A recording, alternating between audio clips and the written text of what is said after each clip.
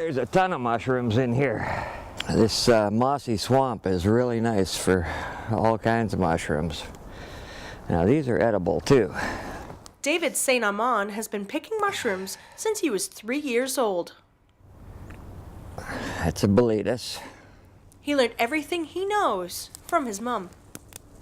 It's got the spongy bottom rather than the gilled bottom. And these are edible. You can fry those up, you can batter them, fry them. My mom was run out of Finland back in World War I. She's 103 now, or will be in February. And back in World War I, the Russians took over the northern part of Finland. And that's all they had to eat from the time she was about 3 years old till she moved into a place that she could handle. And when she came over to Canada, she started picking mushrooms, and it was her favorite food, salted mushrooms. It's got the gills on the bottom, and that's one way of determining what it is when you're identifying them.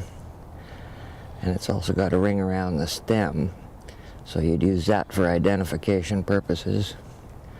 But I'm not quite sure what type of mushroom that one is. Out of 50 million known species of mushrooms, there's probably another 100 million that nobody knows or has named yet.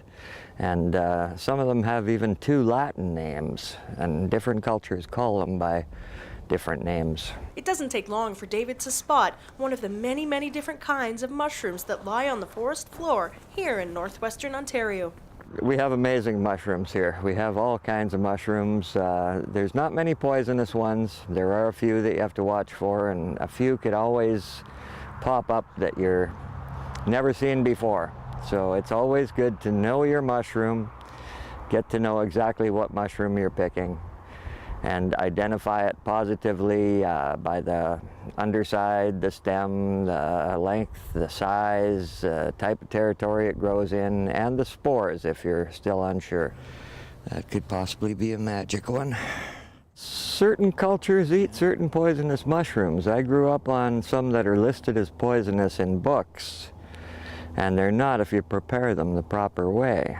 And I've seen other cultures eat other poisonous mushrooms that I wouldn't touch, but they have a certain way of preparing them too.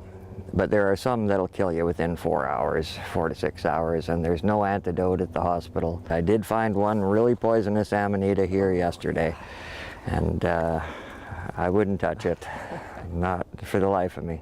Lactarius deliciosus. This, yeah, these bleed orange. It'll bleed orange. Dye your fingers orange.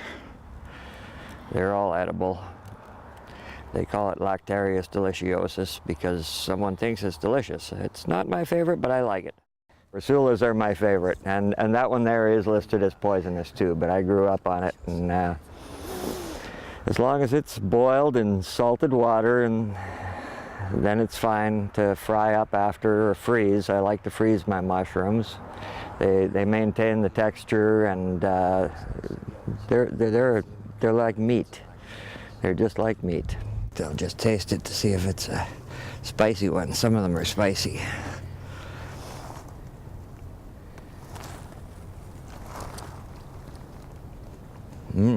Oh boy, that's good. That's a good one. In the bag with that one. If you'd like to learn more about the different kinds of mushrooms that grow in and around Thunder Bay, you can contact David through his Facebook page. Reporting for Go Thunder Bay, I'm Sarah MacArthur.